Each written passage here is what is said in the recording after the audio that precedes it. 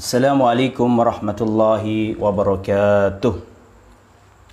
Innal hamdalillah nahmaduhu wa nasta'inuhu wa nastaghfiruh wa na'udzu billahi min syururi anfusina wa min sayyiati a'malina. Man yahdihillahu fala mudilla lahu wa man yudlil fala hadiyalah. Wa asyhadu an la ilaha illallah wahdahu la syarikalah. Wa asyhadu anna Muhammadan abduhu wa rasuluh la nabiyya wa la rasula ba'dah.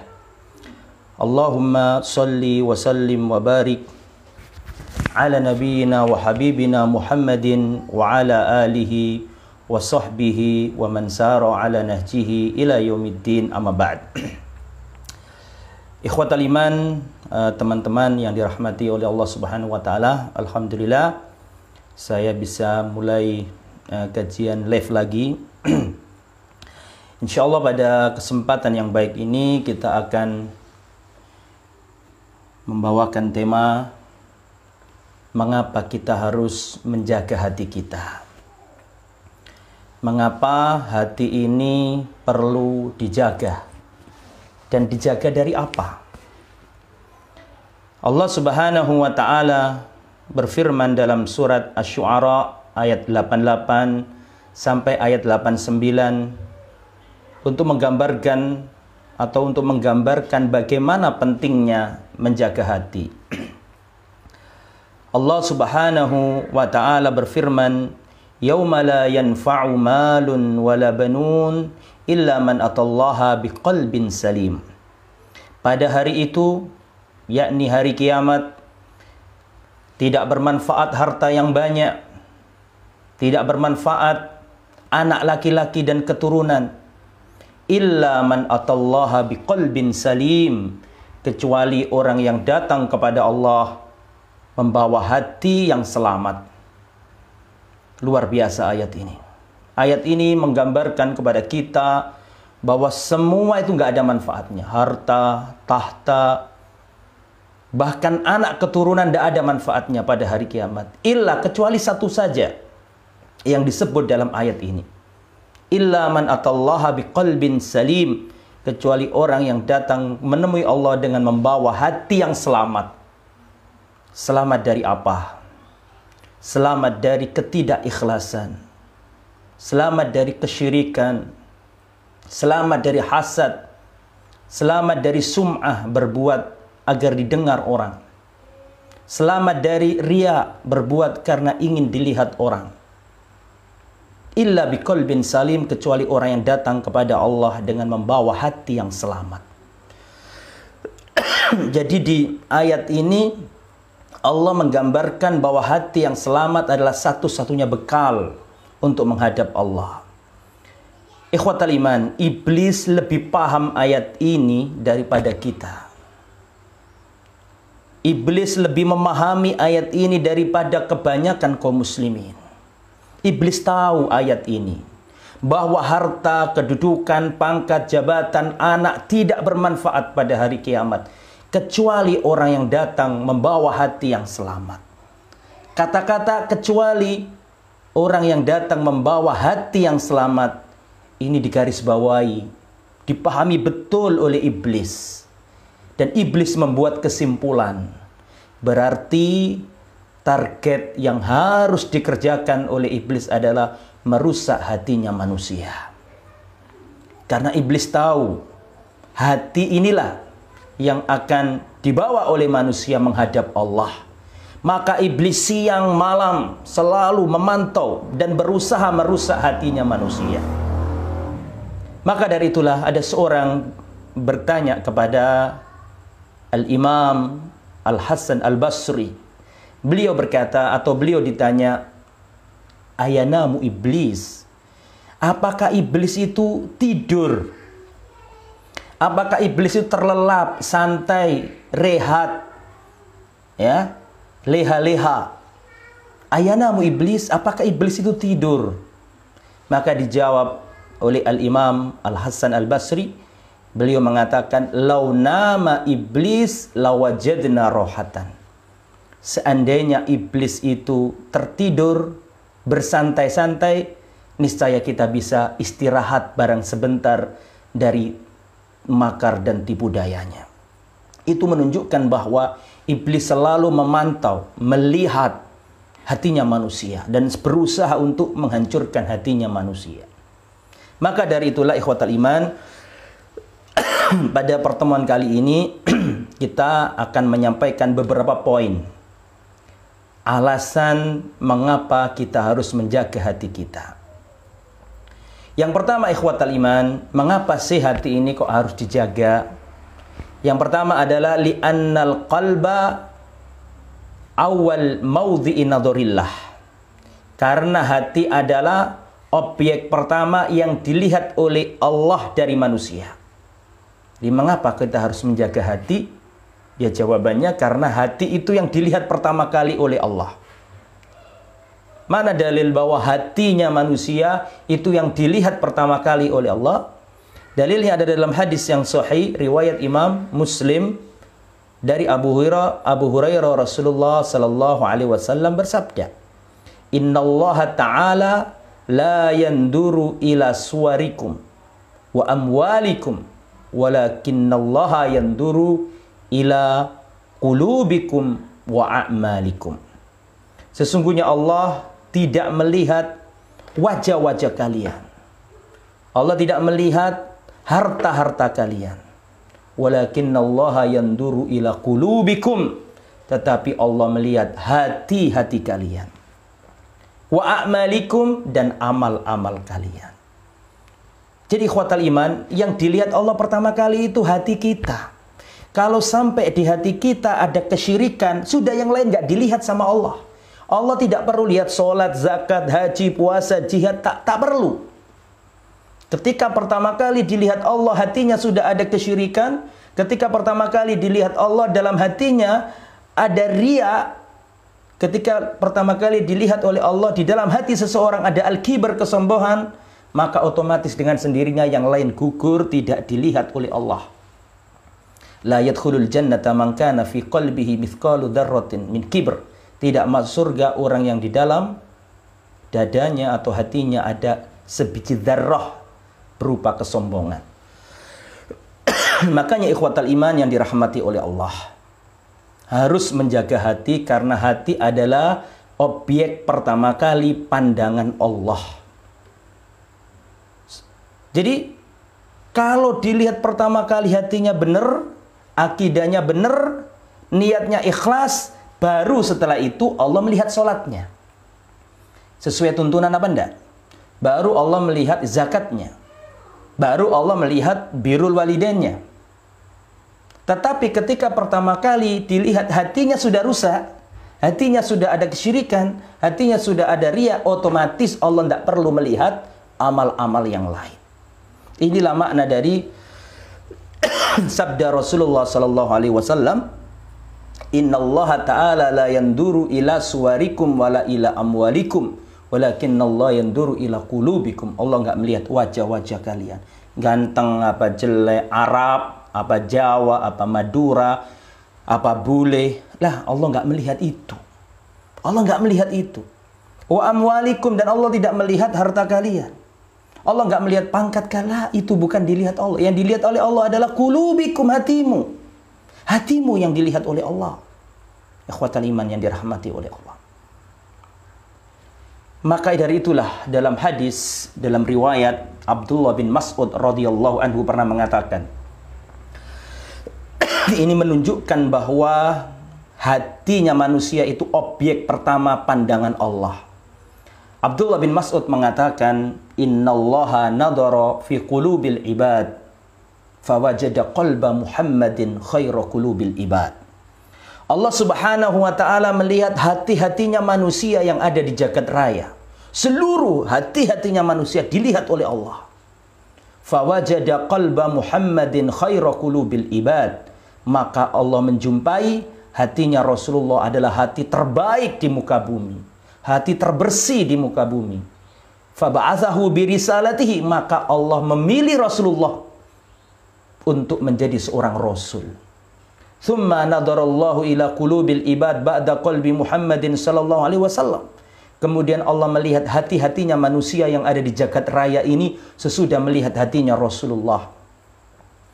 Fawajada quluba ashabi Rasulillah khaira qulubil ibad. Maka Allah menjumpai hatinya para sahabat Nabi adalah hati yang paling bersih di muka bumi setelah hatinya Rasulullah. Maka Allah memilih para sahabat untuk menemani nabinya, berjuang bersama nabinya, hingga Allah turunkan sebuah ayat dari langit memuji para sahabat. Kuntum khaira ummatin ukhrijat linnas. Kalian adalah manusia dan umat terbaik yang pernah Allah keluarkan untuk umat manusia ini. Kenapa? Hatinya. Karena hatinya yang paling baik. Coba antum bayangkan. Rasulullah SAW pernah melihat diturunkan timbangan. Rasulullah bermimpi ada timbangan. Kemudian Rasulullah ditimbang dengan seluruh umatnya. Kata Rasulullah SAW, aku lebih berat dari seluruh umatku. Kemudian setelah itu Rasulullah melihat Abu Bakar ditimbang dengan seluruh umatnya. Abu Bakar di salah satu sisi timbangan dan seluruh umat Nabi ditaruh di salah satu sisi timbangan. Ada Umar, ada Utsman, ada Ali, ada semua sahabat ditimbang dengan Abu Bakar saja, dengan seluruh umatnya Nabi. Setelah ditimbang ternyata apa? Ternyata lebih berat Abu Bakar As-Siddiq daripada seluruh umat Nabi. Dengan apa Abu Bakar itu mengalahkan para sahabat? Apakah dengan amalan? Kalau dengan jihad, mungkin kalah sama Khalid bin Walid. Dari segi penaklukan, mungkin kalah sama Umar bin Khattab. Dari segi kezuhudan dan kesabaran, mungkin kalah dengan Bilal yang disiksa, yang diazab, disiksa. Bahkan tidak ada riwayat orang kafir yang berani melukai Abu Bakar. Memang pernah terjadi, tapi tidak banyak. Karena Abu Bakar juga disegani. Tapi mengapa Abu Bakar As-Siddiq mampu mengalahkan seluruh sahabat? Karena hatinya Abu Bakar berbeda dengan hatinya para sahabat. Karena hatinya Abu Bakar berbeda dengan hatinya para sahabat. Maka itulah yang dilihat Allah pertama kali sebelum melihat yang lain. Al-Imam Ibnu Mubarak mengatakan, ini ada perkataan emas, perkataan yang layak ditulis dengan tinta emas. Perkataan Al-Imam Ibnu Mubarak. Al-Imam Ibnu Mubarak mengatakan, rubba amalin sohirin tu'azzimuhun niyah, wa rubba amalin kabirin tusohiruhun niyah. Bisa jadi amalan itu kecil. Rubba amalin sohir. Bisa jadi amalan itu kecil di mata manusia, tapi besar di mata Allah karena niat pelakunya. Dan bisa jadi amalan itu besar di mata manusia. Wah, semua orang terpesona, terperangah saking dahsyatnya. Tapi kecil di mata Allah karena niat pelakunya. Inilah dalil yang menunjukkan bahwa hati itu adalah objek pertama kali yang dilihat oleh Allah dari hamba. Allah tidak melihat dari hamba kecuali melihat hatinya dulu. Allah nggak perlu melihat sholat, melihat zakat, melihat amalnya manusia. Dilihat hatinya dulu. Kalau dalam hatinya ada kesyirikan, otomatis nggak usah dilihat. Otomatis sholatnya tidak dilihat, sedekahnya tidak usah dilihat. Kalau ketika Allah melihat hatinya seorang hamba, ternyata Allah menjumpai dalam hatinya hamba itu ada riya, otomatis yang lain nggak usah dilihat. Sholatnya nggak dilihat. Ketika melihat hatinya hamba ada kesombongan, nggak dilihat yang lain. Karena sudah gagal di tahapan pertama. Mengapa kita harus menjaga hati? Jawaban yang pertama, karena hati adalah objek pertama pandangan Allah kepada seorang hamba. Bilal bin Rabah, Allah kabarkan melalui lisan Rasulullah bahwa Bilal ini masuk surga. Coba antum bayangkan, hitam, legam, keriting, ekonominya rendah, tidak punya strata sosial yang tinggi di hadapan manusia. Tapi dia besar di mata Allah, dia mulia di mata Allah. Maka Allah kabarkan Bilal yang hitam legam masuk surga. Dan Allah naskan dalam Al-Quran Abu Lahab yang wajahnya merah, bule, Allah nyatakan dia masuk neraka. Karena Allah nggak melihat itu semua. Karena yang dilihat oleh Allah pertama kali adalah hati-hati kita. Makanya kita harus terus mengawal hati kita. Yauma la yanfa'u mal wala banun illa man atallaha biqalbin salim. Pada hari itu tidak bermanfaat harta yang banyak, anak keturunan, tidak bisa, tidak bermanfaat. Illa man atallaha biqalbin salim, kecuali orang yang datang kepada Allah dengan membawa hati yang selamat. Selamat dari ketidakikhlasan, selamat dari kesyirikan. Kemudian ikhwatal iman yang dirahmati oleh Allah Subhanahu wa taala. Yang nomor dua, alasan nomor dua, silakan dicatat ya. Mengapa kita harus menjaga hati? Jawabannya yang nomor dua, li'annal qalba hadafun lisyayatin. Karena hati adalah target utama iblis untuk dirusak. Nah, kalau yang pertama tadi, kenapa kita menjaga hati? Karena hati yang pertama kali dilihat Allah. Dan iblis itu paham, iblis gak bodoh, iblis itu cerdas, tapi keblinger. Maka kenapa kita harus menjaga hati? Alasan yang kedua, karena hati kita menjadi target utama iblis untuk dirusak.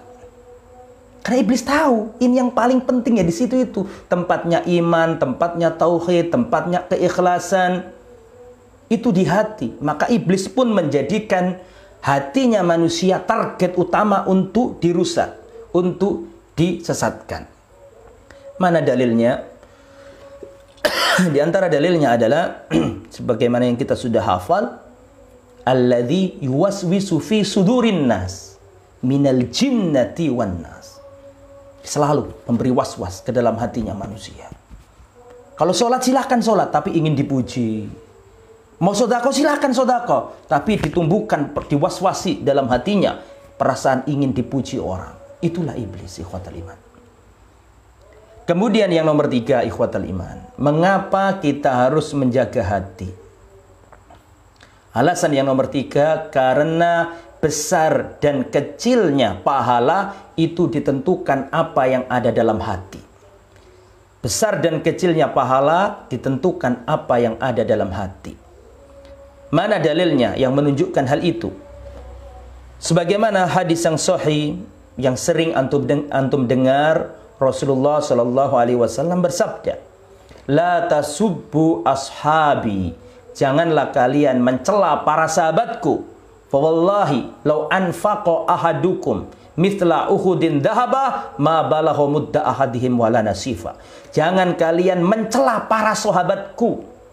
Demi Allah, seandainya kalian berinfak sebesar gunung Uhud berupa emas, tak akan mampu mengalahkan satu mud atau setengah mud sedekahnya para sahabat Nabi.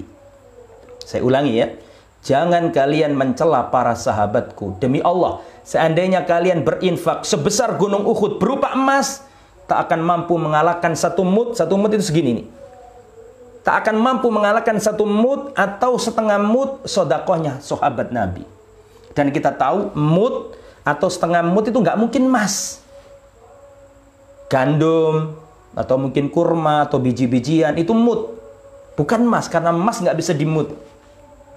Coba antum bayangkan, Rasulullah SAW memberikan komparasi, yang satu adalah gunung Uhud berupa emas. Coba, nggak masuk akal nih.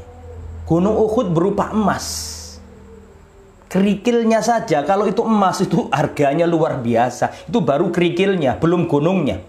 Antum kalau pernah umroh, nanti kalau pernah umroh, dan insya Allah antum akan segera umroh dan haji, insya Allah kita berdoa kepada Allah. Antum nanti kalau diajak mutawif, antum tanya, mana gunung Uhud itu?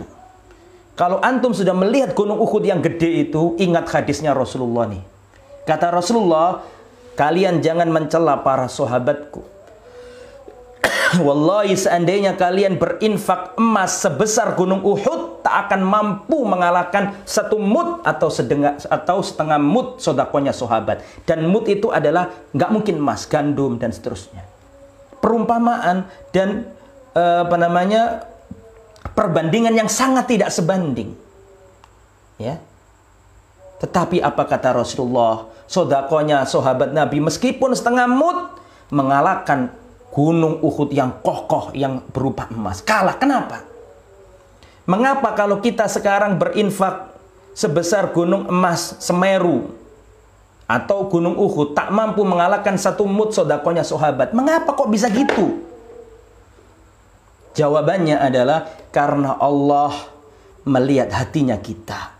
Yang menjadikan kecil pahala, yang menjadikan besar pahala, bukan amal itu sendiri, tetapi apa yang ada dalam hati kita. Hatinya kita berbeda dengan hatinya para sahabat.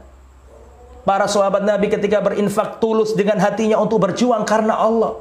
Berbeda dengan kita, kadang-kadang masih ada sum'ah, masih ada riya.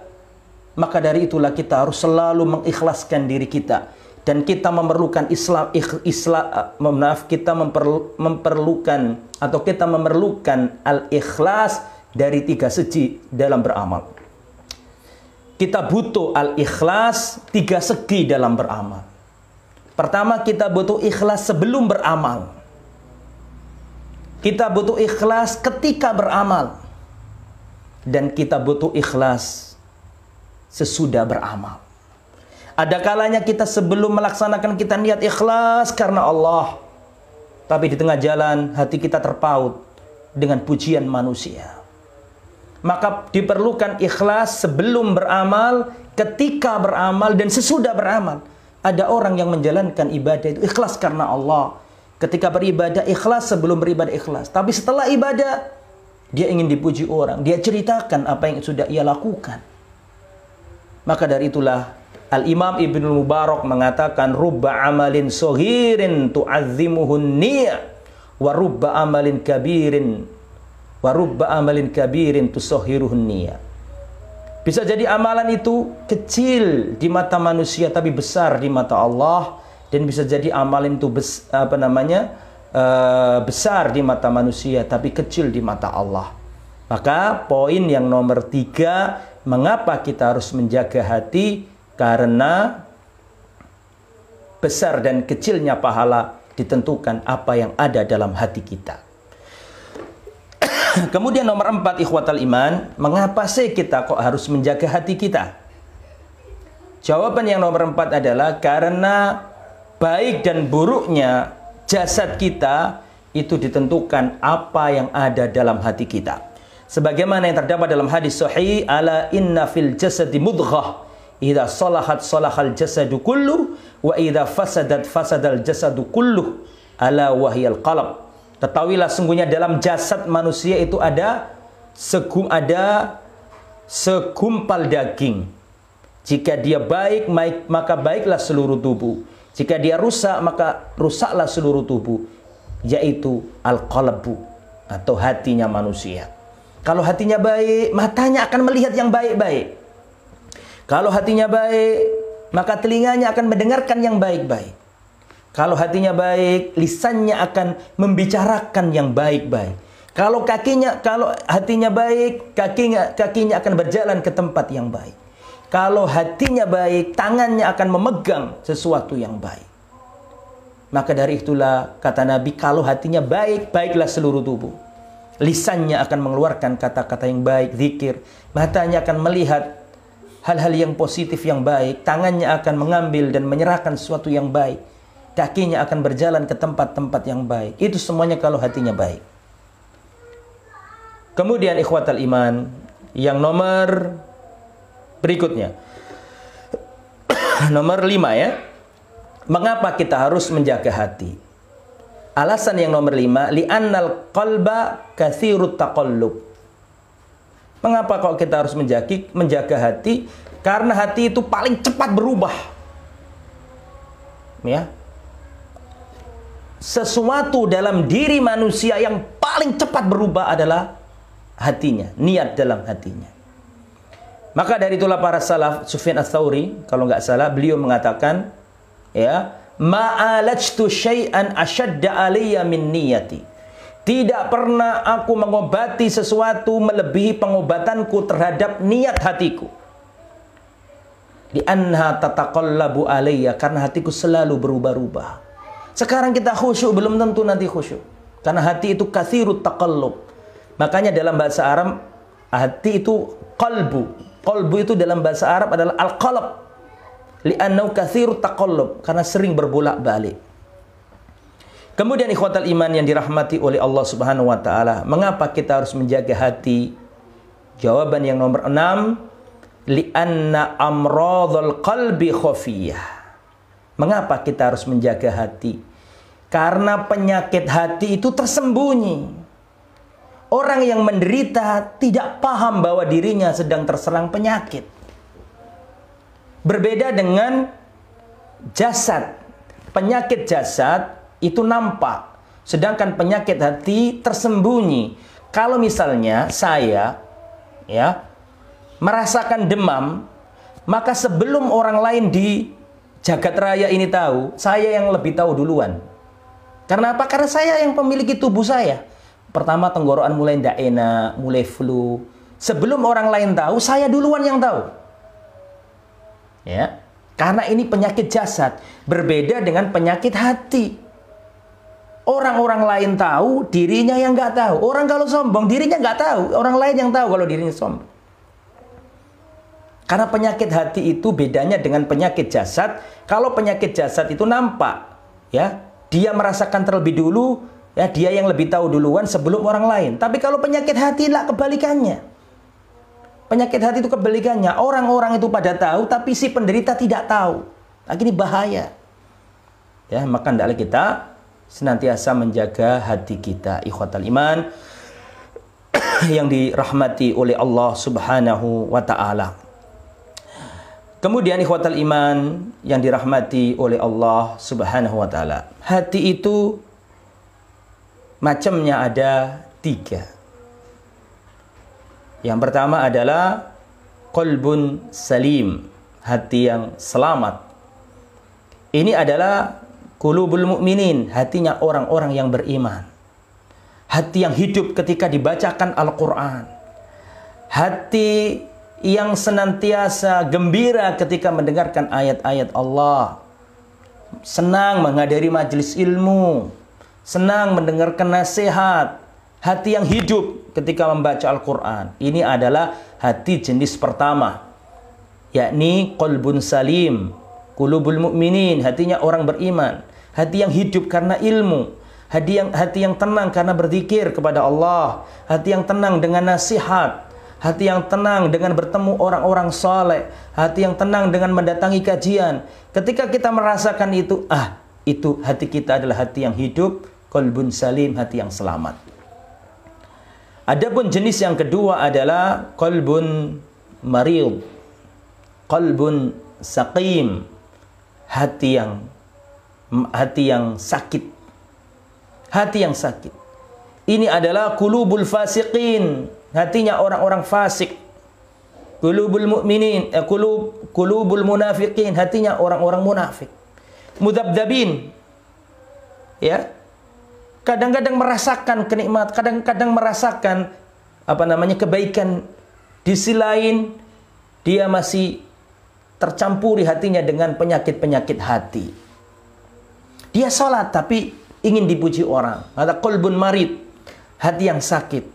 Ada hasad, ada sum'ahnya, ada riyaknya. Hada qulubul munafikin, ini hatinya orang munafik.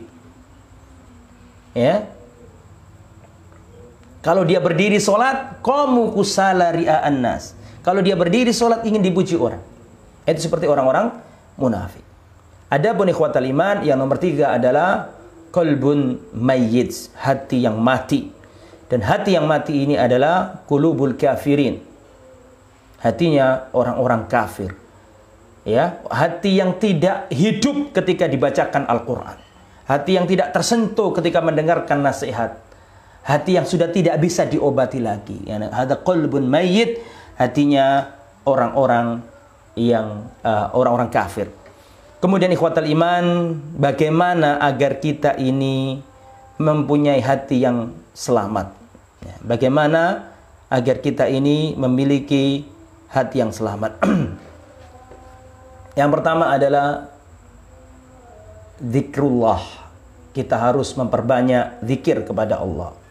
Ala bidzikrillahi tatma'innul qulub. Ingatlah dengan berzikir, mengingat Allah, hatimu akan tenang. Jadi bagaimana supaya hati kita ini tenang? Yang pertama adalah zikrullah, mengingat Allah. Zikir pagi dan petang, antum rutinkan itu. Ya, Allahumma inni as'alukal afwa wal afiyah. Zikir pagi dan petang itu ibarat baju perang. Karena siang malam iblis berusaha ya mencapai targetnya, yaitu hati kita. Maka hati kita perlu dibentengi. Salah satunya dengan zikir-zikir, zikir pagi dan zikir petang sebelum tidur. Itu dalam rangka menjaga hati kita. Ala bidzikrillahi tatmainnul qulub. Ingatlah dengan berzikir kepada Allah, hatimu akan tentram. Ini obat yang pertama. Obat hati yang kedua adalah membersamai Allah. Kalau kau ingin hatimu tenang, hatimu tentram, tidak sedih, tidak gelisah, maka yang nomor dua silakan dicatat, membersamai Allah. Kun ma'allah, jadilah dirimu bersama Allah. Engkau tidak akan berduka, engkau tidak akan sedih kalau engkau bersama Allah. Mana dalilnya? Rasulullah sallallahu alaihi wasallam ketika bersama sahabatnya yang mulia Abu Bakar As-Siddiq radhiyallahu anhu, ketika berada dalam gua, ketakutan, dikejar-kejar musuh. Orang-orang kafir sudah ada di atas gua. Sedangkan Abu Bakar sama Rasulullah ada dalam gua. Abu Bakar ketakutan karena orang-orang kafir ada di atas nih. Maka Rasulullah SAW maka Abu Bakar As-Siddiq berkata kepada Rasulullah, ya Rasulullah, bagaimana ini? Orang-orang kafir ada di atas kita. Seandainya orang-orang kafir ini melihat ke bawah, niscaya menemukan kita di dalam gua, ya Rasulullah. Apa kata Rasulullah? Perhatikan. Apa kata Rasulullah? Kata Rasulullah, la tahzan, innallaha ma'ana. Jangan kamu takut, jangan kamu gelisah, jangan kamu sedih.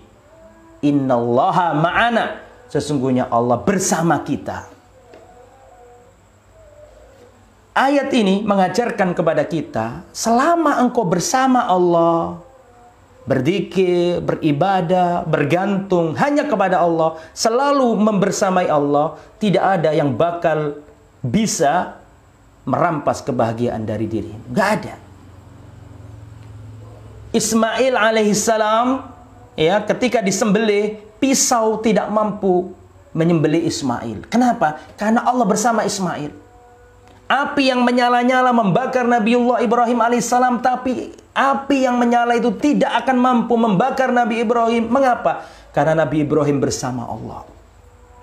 Musa alaihissalam masih bayi, belum bisa apa-apa. Bayi itu kalau ada sesuatu yang menimpanya dia nangis. Bisanya cuma nangis. Pengen makan nangis, pipis nangis, semua nangis bayi itu. Tidak bisa apa-apa. Jadi larung oleh ibunya di sungai Nil. Musa yang tergulai, tak berdaya, seorang bayi, Allah subhanahu wa ta'ala menolongnya, tidak tenggelam. Tetapi Fir'aun di atas kedikjayaannya, Fir'aun ditenggelamkan Allah di Laut Merah. Mengapa? Karena Musa bersama Allah, sedangkan Fir'aun tidak bersama Allah. Selama engkau bersama Allah, tidak ada suatu apapun yang mampu merampas kebahagiaan dari dirimu. Kun ma'allah, bersamalah dengan Allah.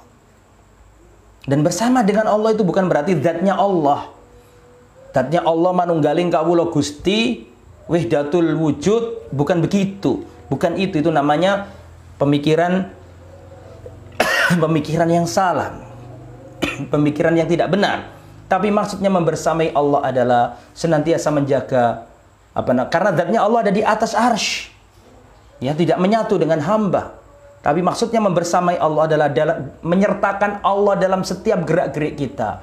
Mau masuk kamar mandi kita baca doa bismillah. Allahumma inni a'udzubika minal khubuthi wal khaba'ith. Keluar rumah kita baca bismillahi tawakkaltu 'ala Allah wala haula wala quwata illa billah. Ketika masuk rumah membaca bismillah, assalamualaikum.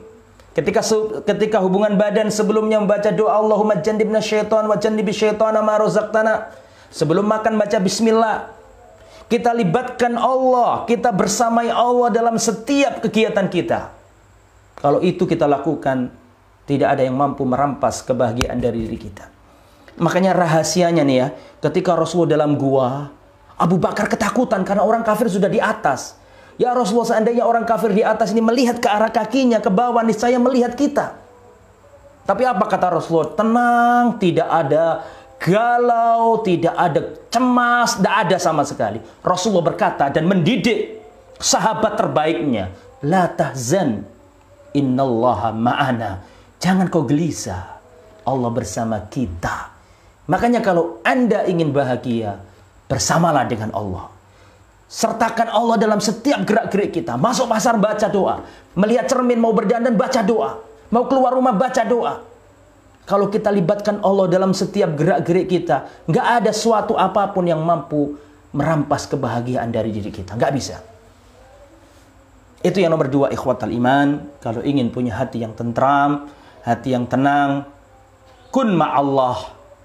Bersamailah Allah dengan menjalankan perintahnya, dengan takut dengan nerakanya, berharap surganya, bangun di tengah malam, ya, berzikir kepadanya, bersama dengan Allah.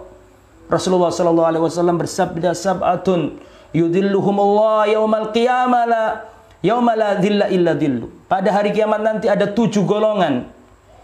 7 golongan yang akan Allah beri naungan ketika tidak ada naungan lagi kecuali naungan Allah. Perhatikan, di antara 7 golongan itu adalah warajulun dzakarallaha khalian fafahadat ainah. Seorang yang menyendiri, berdoa dalam keheningan, dia berzikir dalam keheningan malam, terus meneteslah air matanya. Maka Allah Subhanahu wa taala akan memberi naungan kepada orang ini. Orang yang berzikir, menyertakan Allah dalam setiap gerak-geriknya. Kalau dia mau panen, berdoa. Dia tiba-tiba musibah, dia berdoa. Selalu melibatkan Allah dalam sendi-sendi kehidupan dan segi-segi kehidupan kita. Kalau itu kita lakukan, tidak ada yang mampu membuat diri kita gelisah. Kalau kita kena musibah, sabar. Kalau dapat anugerah, bersyukur. Kalau terlanjur berdosa, istighfar. Kalau itu kita lakukan, tidak ada yang mampu merampas kebahagiaan dari diri kita. Kemudian ikhwatal iman yang dirahmati oleh Allah Subhanahu wa taala. Yang nomor 3, cara menjaga hati adalah yang pertama tadi kan zikrullah, mengingat Allah. Yang kedua dengan cara apa tadi? Yang nomor 2 tadi membersamai Allah. Maka yang nomor 3 adalah senang bertemu dan berteman dengan orang-orang soleh. Nah, ini yang nomor 3 ini penting. Berteman sama orang soleh akan menghidupkan hati. Berteman dengan orang-orang yang baik akan menjaga hati. Kalau antum ya bersahabat dengan ahli dunia, antum akan gelisah terus. Orang yang setiap hari ngomongnya dunia, antum akan gelisah. Karena diajak berlomba-lomba dengan dunia dan antum tidak akan pernah, kehidupan dunia itu nggak ada finishnya lombanya itu. Sampai kalau kita dicabut nyawa kita, masuk liang lahat, baru berhenti perlombaan itu, ikhwatal iman. Makanya hindarilah orang-orang ahli dunia. Kalau Anda selalu mendatangi berteman sama ahli dunia, hatimu akan gelisah. Karena Anda diajak berlomba-lomba dalam urusan dunia. Dan perlombaan dalam urusan dunia tidak ada finishnya. Sampai kita mati baru ada finishnya. Selama itu terus gak ada orang yang merasa puas. Mobilnya baru, balik lagi. Kemudian kita diajak. Akhirnya kita terpompa untuk selalu mengikuti gaya-gaya mereka.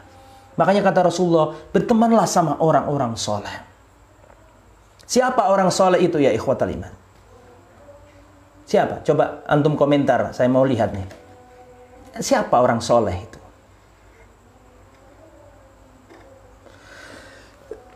Siapa orang soleh? Orang soleh itu ikhwatal iman. Tidak harus kiai. Tidak harus orang-orang yang memiliki strata pendidikan yang tinggi. Tidak harus orang-orang yang memiliki atribut keagamaan tertentu. Orang soleh tidak harus profesor doktor. Tidak harus doktor lulusan Timur Tengah. Orang soleh tidak harus ustadz. Atau tidak mesti ustadz. Orang soleh tidak mesti kiai. Tidak mesti tuan guru. Tidak mesti. Lalu siapakah orang soleh itu? Orang soleh adalah orang soleh.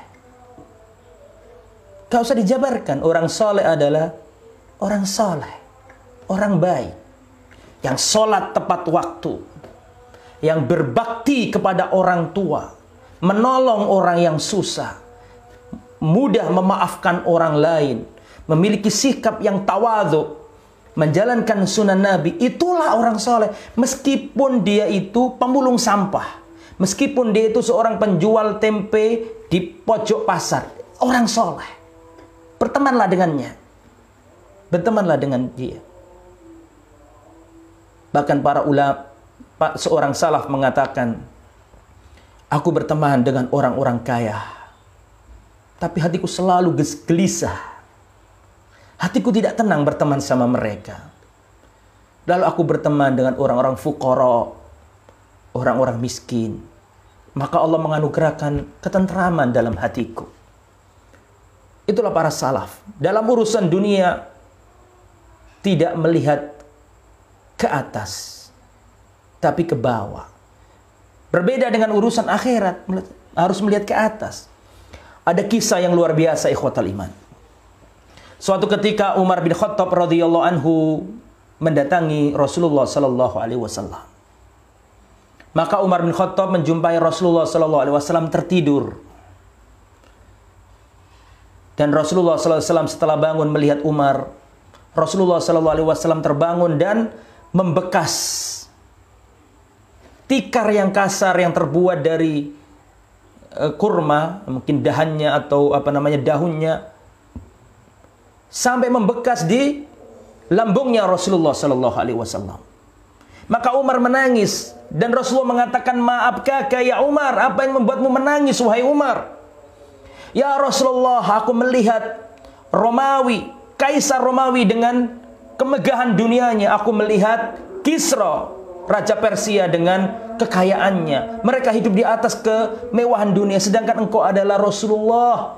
Engkau tertidur di atas dengan kasur yang kasar seperti ini. Tidakkah kami buatkan kasur yang lebih empuk ya Rasulullah?" Apa kata Rasulullah SAW? Saya tutup ya, karena sudah adzan.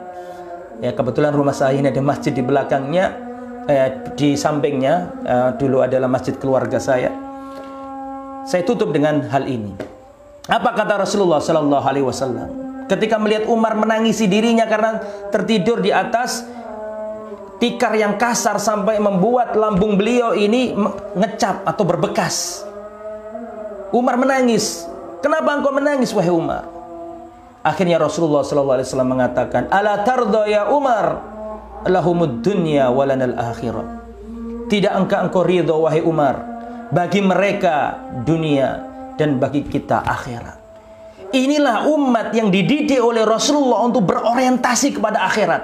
Maka tidak heran Rasulullah berhasil mendidik generasi terbaik yang Allah puji. Allah turunkan ayat dari langit, "Kuntum khaira ummatin ukhrijat linnas." Kalian adalah manusia terbaik. Enggak heran mengapa para sahabat umat terbaik, karena gurunya adalah guru yang terbaik, mengajarkan akhirat. Maka menaklukkan Romawi dan Persia, menaklukkan Spanyol. Karena apa? Karena Allah tanamkan akidah dalam mereka. Semoga kajian ini bermanfaat. Mohon maaf atas segala kekurangan dan kekhilafan.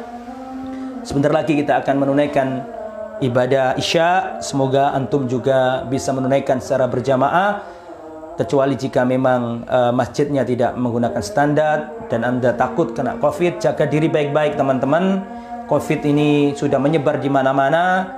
Jangan sampai antum teledor ya, tetap tawakal kepada Allah dan ikhtiar. Nah, selanjutnya Allah Subhanahu wa taala yang menentukan. Kita hanya berusaha semaksimal mungkin. Semoga apa yang disampaikan bermanfaat. Mohon maaf atas segala kekurangan dan kekhilafan. Subhanakallahumma wa bihamdika asyhadu an la ilaha illa anta astaghfiruka wa atubu ilaik. Wassallallahu ala nabiyyina Muhammad wa ala alihi washabbihi ajma'in walhamdulillahi rabbil alamin. Wassalamualaikum warahmatullahi wabarakatuh.